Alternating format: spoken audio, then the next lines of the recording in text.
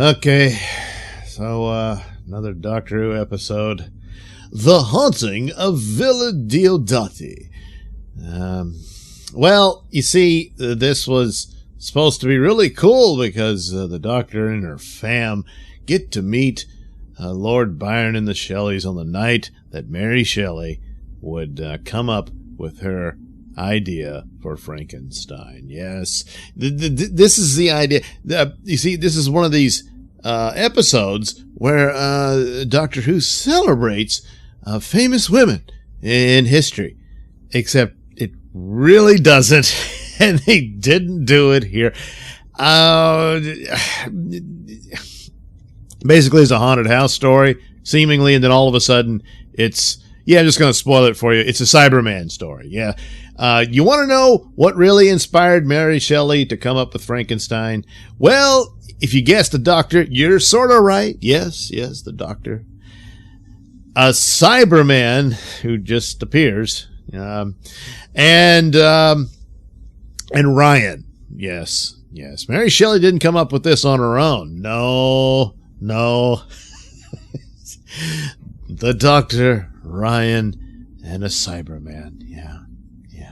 So obviously you can't just have them show up and watch the events unfold where the ghost stories of that night led to the inspiration for Frankenstein and all that.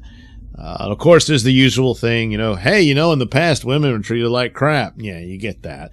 And so basically the house is seemingly haunted, and something's going on, and weird things start happening.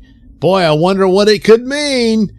It's really nothing. Apparently, at least two of the ghosts were really ghosts. I don't know. You think they'll revisit that? Because Graham saw this woman and what appeared to be, I guess, her daughter or what have you. And no one else saw them, but he did. And then there's no explanation for it at the end. So it's just sort of like, it was really a ghost. And the doctor said, there's no such thing as ghosts. Then at the end, the doctor's like, well, maybe. So anyway, they just threw that in for a little tease, I'm sure. So you got a bunch of typical haunted house stuff going on, and then the house, you easily get lost in it. It seems like a maze. It seems to go on forever here and there. And it's like, so the house is changing, and then it's later revealed that it's some sort of an illusion, and they can't find their way out. They're being held inside the house. All of that, and then all of a sudden a Cyberman appears, and the Doctor just says, it's someone coming through time. And, well, okay, the Doctor recognizes time travel, no matter how it's done. Well, it's a Cyberman, but he's a messed up Cyberman, and this must be the lone Cyberman that Captain Jack warned in his "you blinked and you missed it" cameo. And so here he is, but he's all messed up. Parts of him are, I thought it was from battle or something, but I guess they insinuated he just, I don't know, they didn't finish putting him together. But so half his face is missing, and you can see his human face inside and all that. Plus, he has emotions and all this stuff, which his emotions still seem to be intact, so I'm not sure exactly how he can stand and remain somewhat sane here. I mean, of course, he's raging and angry, and he's after something and all that, but they've already, of course, that was an alternate universe Cybermen, so maybe these Cybermen don't get that upset when their emotions come back. I don't know. But he does look cool. I'll give him that. He looked cool, and with the scenery and everything, a very spooky looking creature walking through, and there's the Shelley's child is there, and the Cyberman comes along and picks the child up, and then they just cut to another scene, and then the Doctor encounters the Cyberman, and you're like, hey, what the hell? And then later they show, the kid was okay. And then they revealed that the Cyberman has a heart after all. Yeah. So the upshot of the whole thing is that this Cyberium, not a Cybermat, No, for whatever reason, couldn't do that. So this Cyberium, which is just this CGI silvery glowy thingy that falls in, I don't know, a lake or what have you, and Percy Shelley just happens to see it, says, oh, wow, look at this. He picks it up, and then it infects him. And now he has superpowers, and he's the one more or less causing the house to do weird things and act like a haunted house. And he's doing that to keep the Cyberman out. But the Cyberman gets in, and the doctor realizes what's happened by once again using her Vulcan mind meld. The doctor just suddenly has, so damn lazy. They don't know how to get their plots going, and they barely had anything here. So there's a little bit of a tease about, someone sent this from the future. Well, it's either the doctor or the master, something like that. Now that the lone Cyberman has made his appearance, I should have figured out that this would be the inspiration for Frankenstein, right before their 2-part finale. So the 2-part finale, I imagine, probably the master will appear in it. And maybe they should, if they actually have a plan for the other doctor they introduced. And maybe there's all this time distortion and Cybermen traveling through time and all that sort of thing.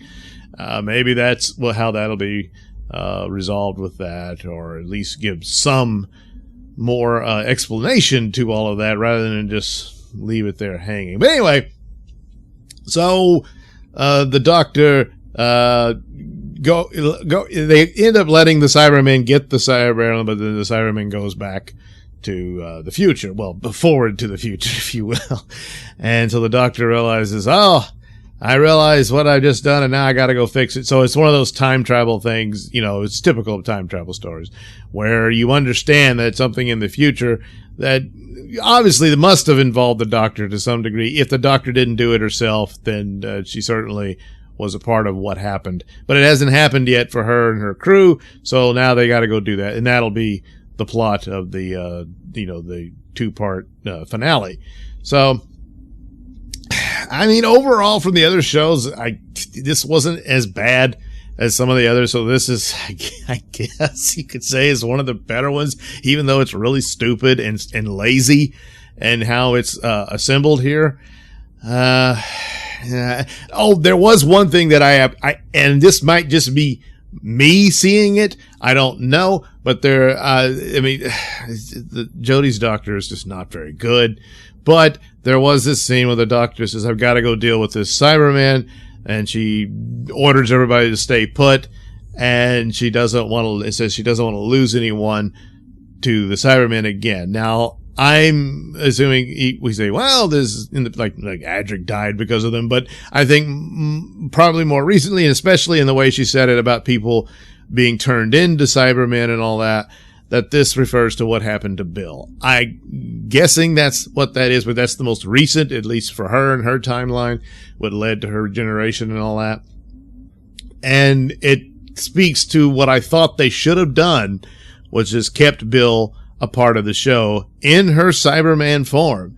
And that would have made a cool thing. And of course, the 2 transformations between the 2, and then Bill having to help the doctor wanting to help Bill, and that sort of thing could have made for a great, narrative for that as they went forward and, met new companions and whatever. And maybe the doctor could find a way to restore Bill, and maybe not, but it would have made for a far more interesting thing. And of course, the idea that the doctor would have difficulty for this brand new experience for the first time, and it should have been stated that you took this away from Jodie now, that this should have been the first time that the doctor had ever become a woman, and this would be this new experience and all that sort of stuff. And Bill, who knows what it's like to be a woman but is now a robot cyborg creature, would still be a more helpful companion. Plus it works better when you have someone who knows what the doctor was before the doctor has changed into this new person and all that. But yeah, they didn't do it, and apparently Jodie is not the first female doctor, if we're to go with this idea that the Joe Martin doctor is from some past life we just never knew about, which is really awful and stupid. they should really just say that she's from the future, and for whatever reason, she just doesn't remember Jody. And Doctor losing his memory has happened before, so it wouldn't be that big of a deal to do. But, you know, the writing of this series is very, very stupid, very, very small, and not very imaginative. So it's just, I doubt that they'll be doing any of that. So anyway, there you go. A Cyberman inspired Mary Shelley to write Frankenstein. Oh, boy. Yeah, I just don't see how that's respectful of Mary Shelley. It just isn't. Of course, what are you going to do? You know, you want to meet historical figures. That's why it's always a bit of a problem to do that. And there's others that long before that I didn't really like the Van Gogh episode. I've said that before. So for that very reason, you know, it's kind of silly of actual historical events. There's other ways to do it where you can be in a certain time period and famous people are referred to, but you actually have your fictional characters living in that time, that sort of thing. But the idea that your time traveler inspired the events that happened, nah. But anyway, so there you go. Yeah, it was The Haunting. And I guess it was haunted because Graham apparently saw a real ghost, unless they're going to, I don't know, do something with that, but I doubt it. So anyway, we'll see how they wrap this one up. And then apparently, gonna be a while before we see any more Doctor Who again, because there seemed to be some word. Let me see. I'm looking there. Look this up real quick. Yeah, Doctor Who. Doctor Who. Doctor Who. Where? There it is. This brief little snippet I saw on Doctor Who TV. That, according to the attendees at this year's Gallifrey 1 convention, producer Tracy Simpson revealed that pre-production on Series 13 begins in June 2020, with filming not starting until September 2020. Filming on a series traditionally takes between 9 to 10 months to complete. Then you factor in post-production. That logistically means the absolute earliest we could see Series 13 would be autumn of 2021. So, yeah, not really in a hurry, are they? So, anyway, that's a little tidbit on that. Thank you for watching and listening. Say, why not like and subscribe and check out that link description below. That'll take you to my many stores that have plenty of goodies for you. Also, head over to IndiePlanet.com and pick up a copy of my comic book Night Night, based on my audio plays of the same name, but now you can see him in action within the colorful pages of his own comic book.